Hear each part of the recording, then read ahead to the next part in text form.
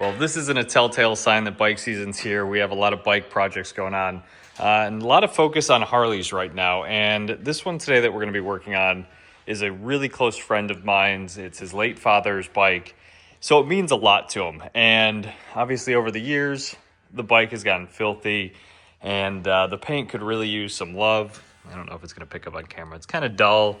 The chrome's got marks on it, so we're going to try to bring that back to life. And I believe, based on the VIN, I believe it's a 95 Heritage Softail. So really cool bike. The colors, all the chrome, arguably the most chrome I've ever seen on a Harley. And it looks pretty incredible. So with that being said, we're going to spend some time getting it back to life. And I'll walk you guys through what those few items are going to be.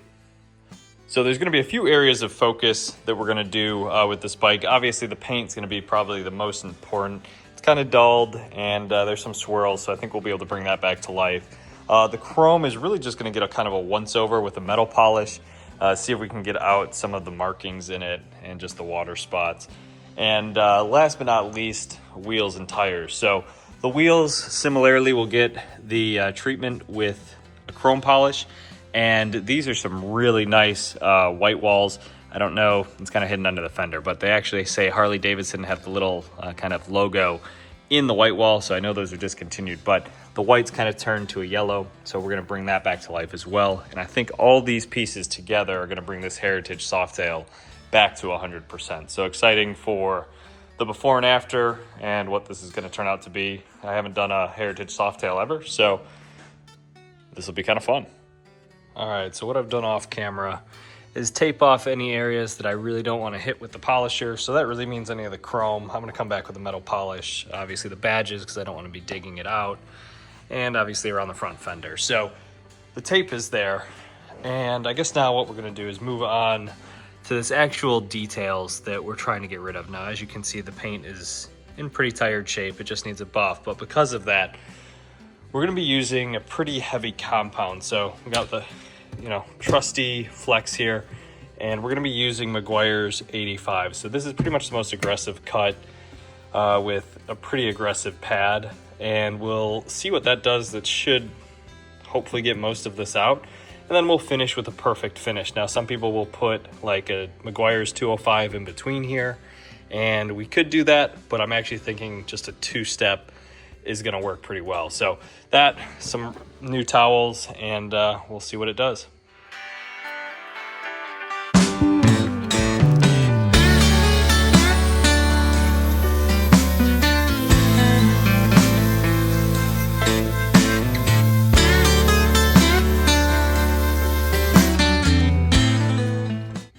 All right, I don't know if I can pick this up on camera, but you guys can already see. So I did kind of a section from here to here. So watch some of these lights. You can see that they just get really hazy and back to clear. So for a first step, I think that's perfect. We'll go to the perfect finish now and see what that does.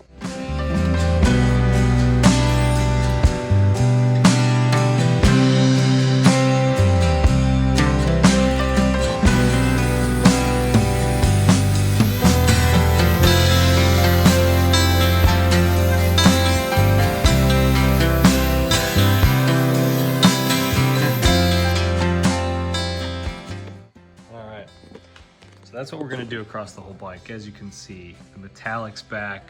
Obviously, some of these deep scratches, it sits under this is under the seat, so it doesn't matter too much, but kind of wanted to do that as my test spot, and it looks pretty incredible. So to give you guys some context, this is obviously after the polish, and this is before the polish. So huge difference. We'll spend some time ultimately just doing the whole bike. So I'll try not to bore you guys too much and kind of just show you the after once some of these parts are done. Okay, so the rear fender is officially complete. Obviously we have to do chrome, but the paint itself looks incredible. And just for reference, you guys can kind of see, that's what it looked like. All the swirls, watermarks, scratches. That's before. This is after. Crazy.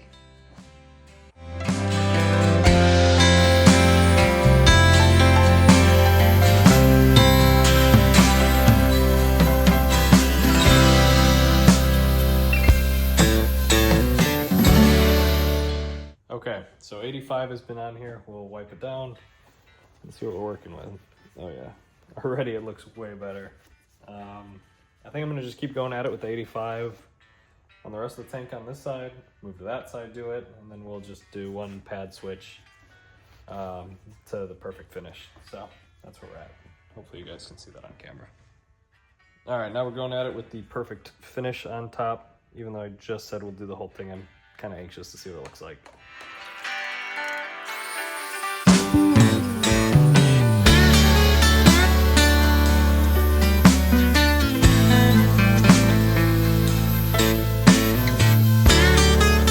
Put this down, see what we got. Oh yeah. All right, I'm actually going to show you guys the before and after just on the gray on the tank because it is quite noticeable. I think actually of the whole bike, this is probably the most noticeable I've seen it. But man, you guys can see this side by side. Left side's not been done, right side's done. That might be one of my perfect, or my favorite before and afters, side by side. So we'll do the black on the side, top and side on the other side, and then we'll move to the fender. So tank is done. We're gonna have to put a coat of some sort of sealant on there, probably Yescar, but it's all shocking perfectly. Hopefully it's picking up on camera. So this is all matching the fender now. Last but not least is going to be the front fender. And as you can tell, this is really the last of it. Still a little dull, but we'll bring it back to life and hopefully it matches the rest of the bike.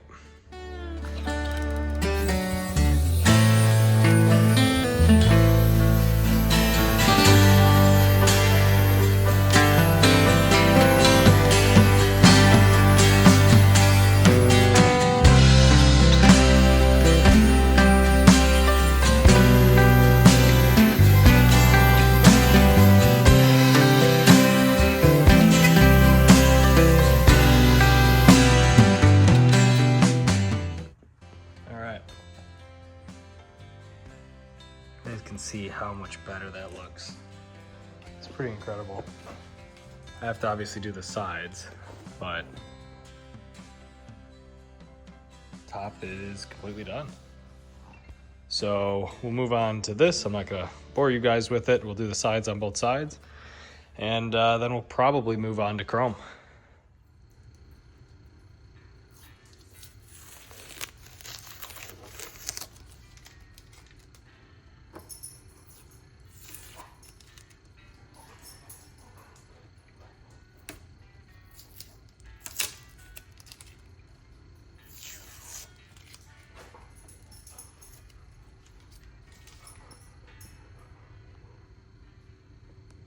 Okay, paint is officially done, been coated, looks damn good. No more scratches, no more swirls, just absolutely perfect. So next, we're gonna move on to the chrome. I've already started doing some of it, like this, in the back, but we gotta do the swing arm and kind of everything forward. So that'll be step 2. And then we'll end on the wheels and tires.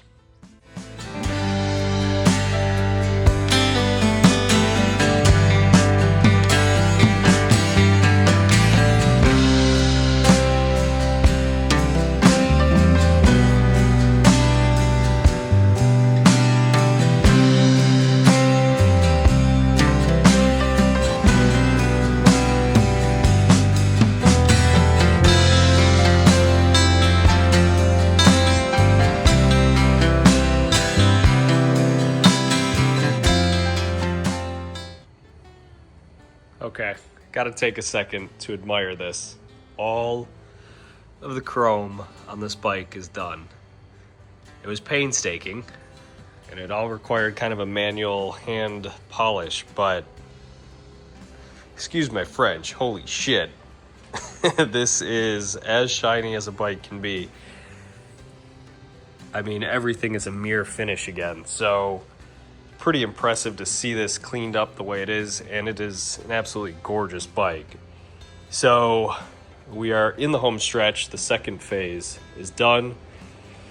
Last but not least, we will be moving on to getting these white walls away from a yellow kind of hint or tinge back to white, and we'll do the lips of the wheels and how we may even shoelace polish each spoke. But you know, there is some patina, which is kind of nice, so we'll take a look at it. But this thing is looking incredible, and once again proves that a good looking bike, or a clean bike, or a clean vehicle for that matter, really the attention is in the details, and pulling them all together is what makes them look incredible, especially one with this much chrome. Now, as I said, we are moving on to the wheels and tires next, and as you can see, these tires have just years of grime on them. I'm hoping we can clean them up. Not 100% sure how they're going to come out, but this is what we're going to be using.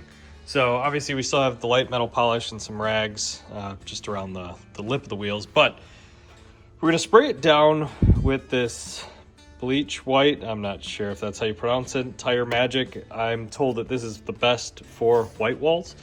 And basically, to kind of get some of the grit out of it, we'll use an SOS pad and a bowl of water.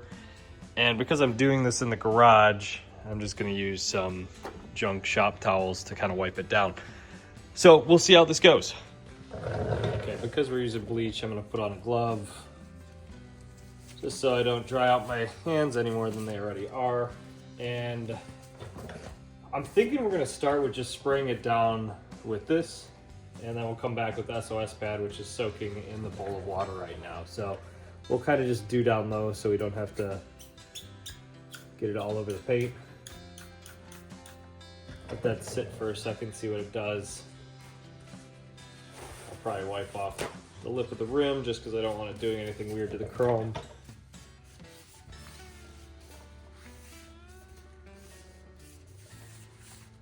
Get any of that excess off. I'm kind of just letting it sit on the tire right now. I actually see a puddle forming kind of down low. I'm not sure if you guys can see that. So it is pulling something off. Not sure what. And like I said, we'll go back with the SOS pad, which has some sort of Clorox mix in it, and just kind of scrub down the tire.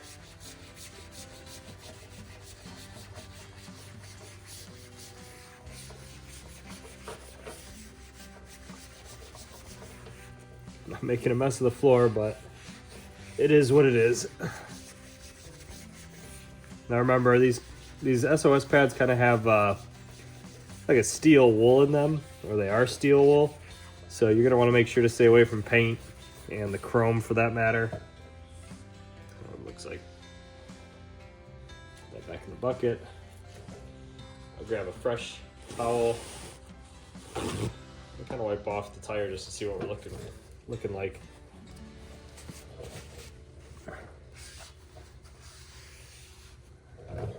Holy crap. Hopefully you guys can see that before and after. This is before, this is after. That is a crazy, crazy difference. I'm not even sure if the Black Magic tire stuff is needed, but maybe the combination of the two is beneficial here. I'm gonna kind of do one more polish where I can, and then I'll roll the bike forward to get the other stuff that's kind of covered by the swing arm.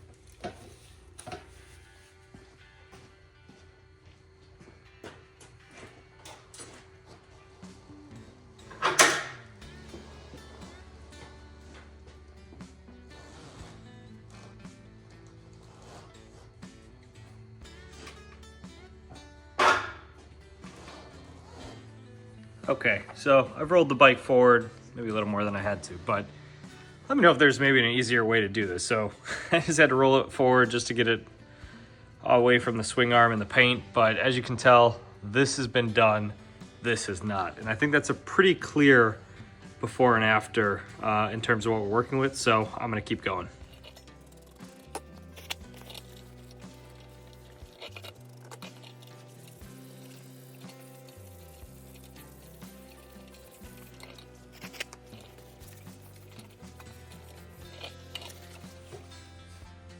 Man, I think that before and after is pretty incredible. Look at those things. I'll see if I can get the video back up in a minute, but we'll move on to the front and then the other side. I won't make you guys watch the other side, but I will make you watch the front.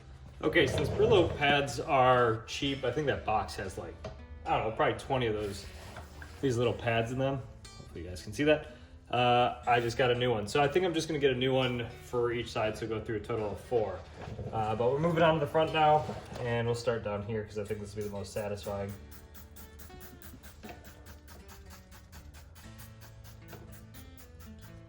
Like I said, I'm gonna let this stuff do a little bit of its work. Wipe off the lip.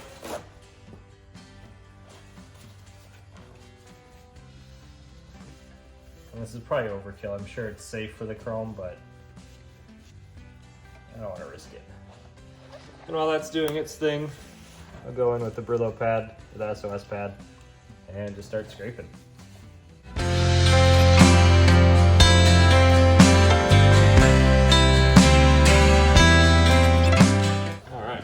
This looks like.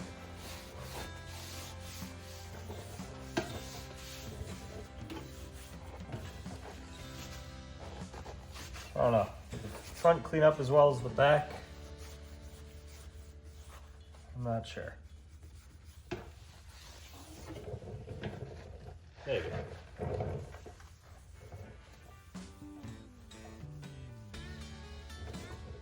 Okay, I've pushed the bike back a little bit, and I'm gonna do the same routine. Spray it with the tire stuff. Let that do its job, or at least start to.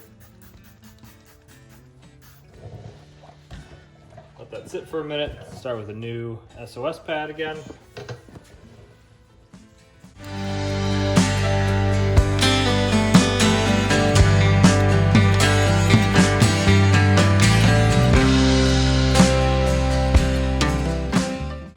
Well guys, she's officially finished, and I had to reposition her under the lights because it just looks incredible. Hopefully it's picking up, but paint, chrome, and tires and wheels are done. And it was a project and a half. I lost count of how many hours, but starting with the paint, as you can tell, there's not a single flaw there. It's all the way up through the tank and that front fender. Now, after that, I moved on to hand polishing the chrome, and this bike has a lot of it. So the swing arm, engine, exhaust, this kind of center shroud piece, it's a little scratched up, but definitely cleaner. As you saw, gas caps, front forks, headlight surround, and man, it just is shining like no other. So again, hopefully this is coming through on camera, but that, guys, is a full, give or take, 15-hour detail on a Harley-Davidson Heritage Softail. Hope you all enjoyed.